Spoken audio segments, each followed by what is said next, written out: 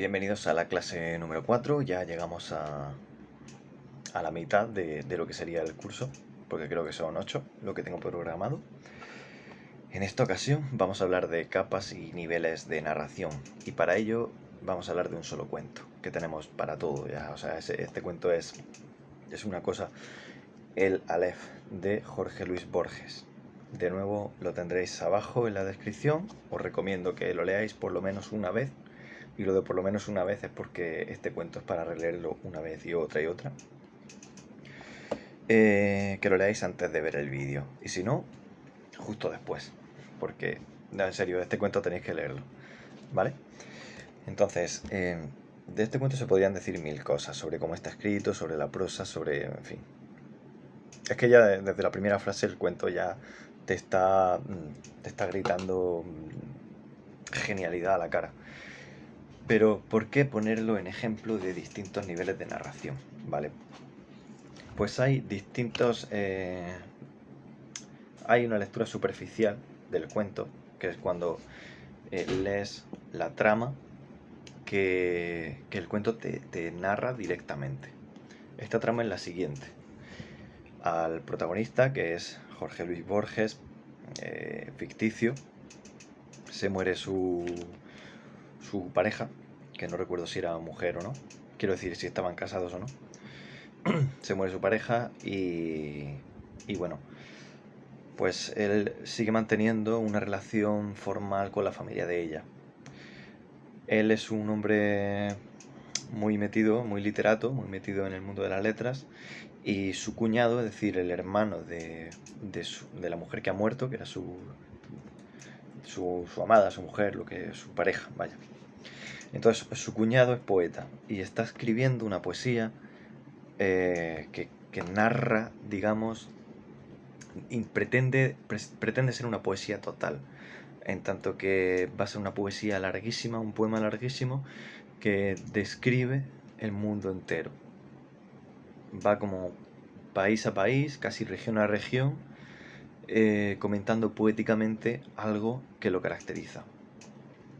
Y como Jorge Luis Borges es un hombre letrado, cada vez que visita por respeto la casa de su pareja, pues este hombre le empieza a dar el tostón, hablándole de su poesía, diciéndole que a ver si la puede mover por círculos literarios, a ver si puede hablar de él con sus contactos, si puede movérsela. Entonces vemos como Jorge Luis Borges hace una valoración bastante negativa, sin decírselo a él directamente, de este poema. No le dice que es malo, pero no le hace caso y no la mueve por sus círculos narrativos, ¿no? Por sus círculos poéticos, etc. Y al final, este hombre digamos que lo que hace es mostrarle un objeto que tiene en su sótano, que es un objeto en el que ves el universo entero, sin reducción de tamaño.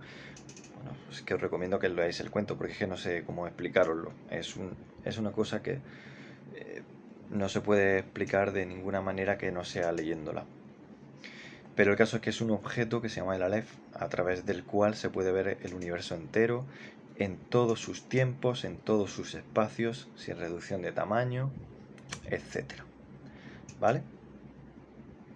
Y el cuento termina con Borges agradeciendo que el olvido sea una característica humana y que empieza a olvidar todo lo que vio en el Aleph y también el rostro de su amada, que se llamaba Beatriz, vamos a llamarla por su nombre, Beatriz, ¿vale? Empieza a olvidar el rostro de Beatriz y eso para él es un alivio.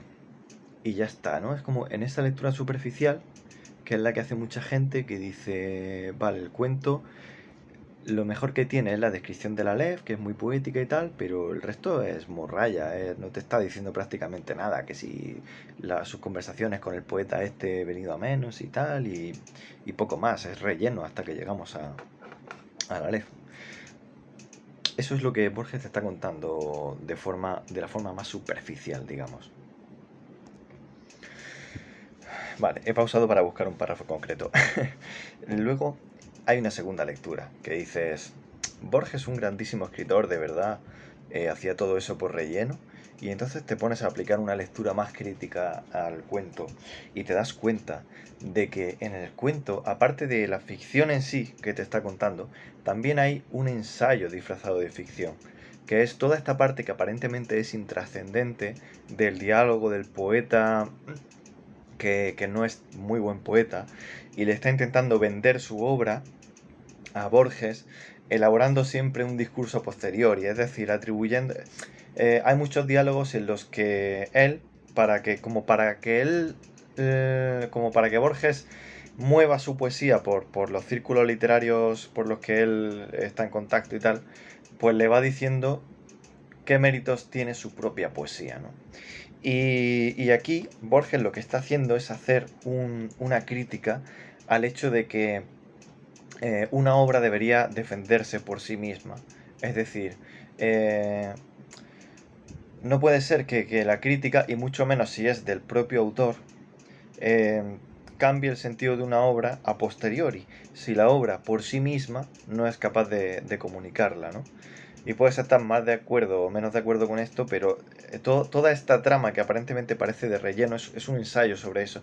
Y he seleccionado un párrafo especialmente revelador en ese sentido, en el que, bueno, aquí este poeta está, creo que sale invertido, pero bueno, este poeta está hablándole sobre las virtudes que tiene su poesía, ¿no? Y entonces el protagonista, es decir, Borges, reflexiona y dice, otras muchas estrofas me leyó que también obtuvieron su aprobación y su comentario profuso, es decir, la aprobación del mismo poeta.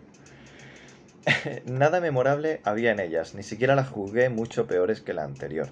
En su escritura habían colaborado la aplicación, la resignación y el azar. Las virtudes que Daneri le atribuía eran posteriores.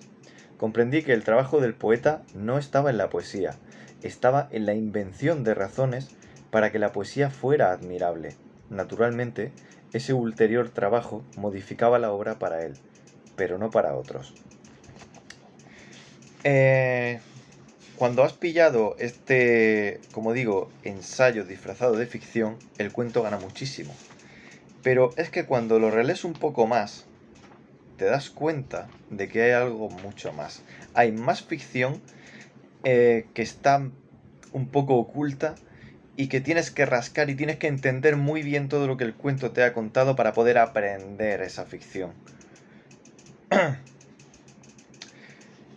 Y la pregunta es, ¿por qué este tío que tiene ese objeto en el sótano que le permite ver el mundo entero, le enseña ese objeto a Borges que nunca le ha ayudado y que ni siquiera le cae bien?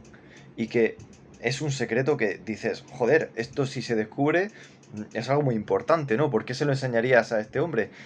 En el cuento, el momento en el que le dice, baja al sótano y mira el objeto este, está como muy forzado. Doy por hecho que lo habéis leído o que lo vais a leer, por eso no estoy entrando en detalles. Está como muy forzado. Y de nuevo dices, vale, realmente Borges, con lo grandísimo escritor que era y tal, hizo esta escena de forma forzada, sin ninguna justificación. Cuando te pones a darle vueltas a por qué lo hizo así, llegas a la conclusión de que este cuento en realidad es una historia de venganza.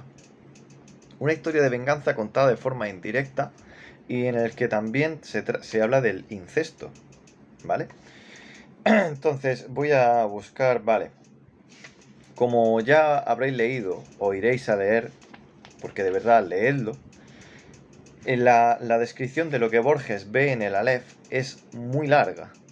Describe un montón de cosas que están ocurriendo, como digo, en el espacio, en el tiempo, en todos los espacios, en todos los tiempos, es decir, ve a la vez cosas que ocurrieron en el pasado, que en el presente, que en China, que en Argentina, ¿vale? Y de alguna manera el Aleph produce que su cerebro pueda procesarlo todo. Entonces, como este tío, Carlos Daneri, que es su cuñado, estuvo tanto tiempo pidiéndole ayuda para que moviera su cuento, o sea, su poema, y no, Borges lo despreció y no le hizo ni puto caso en ningún momento, ¿cuál es la forma que tiene este hombre, Carlos Argentino Daneri, de vengarse de Borges?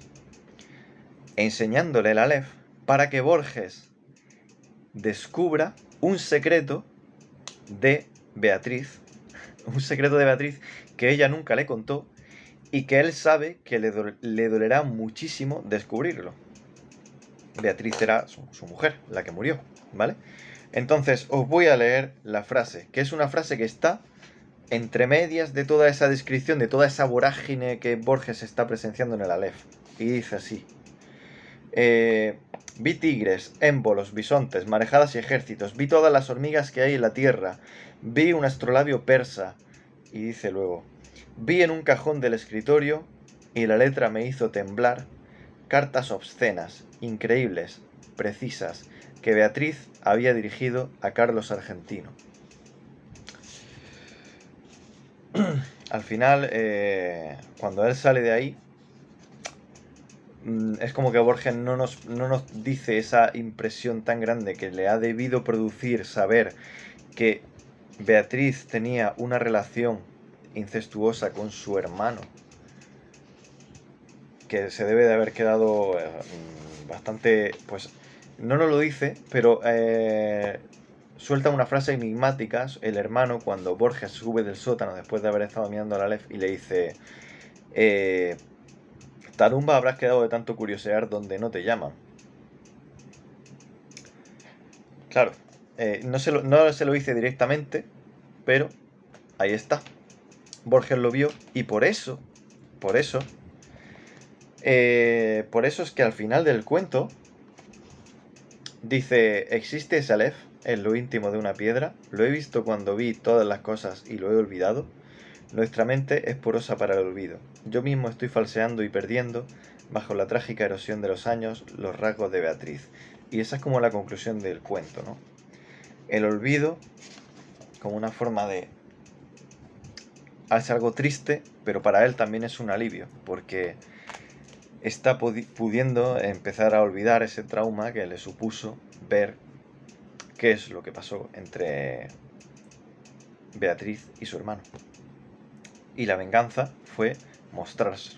Bueno, entonces tenemos un cuento que aparentemente tiene varias lecturas. Yo os he contado las tres principales: la superficial, la ensayística y luego la no superficial, digamos, la historia que está oculta, que tienes que leer, tienes que ver los entresijos del cuento para comprender lo que el cuento por sí mismo no te está contando de forma directa. Yo os recomiendo que leáis este cuento, lo leáis una y otra vez y tengáis en cuenta estas tres capas de lectura que os he comentado a la hora de leerlo, para que veáis cómo Borges maneja las tres a la vez, cómo transiciona entre una y otra, o en realidad no transiciona entre una y otra, sino es que las está manejando siempre a la vez, siempre están las tres presentes. En fin, ¿qué deciros? Es magistral. Y ya hablaré un poquito más de Borges en el siguiente vídeo. Espero que os sea útil si alguna vez habéis leído este cuento y os habíais quedado en la lectura superficial. Espero que os haga verlo con otros ojos, porque de verdad que es un grandísimo cuento. Y Borges es un maestro, y leerlo es aprender a escribir, aprender a contar. Bueno, pues nos vemos en la siguiente, que va a ir sobre intertextualidad.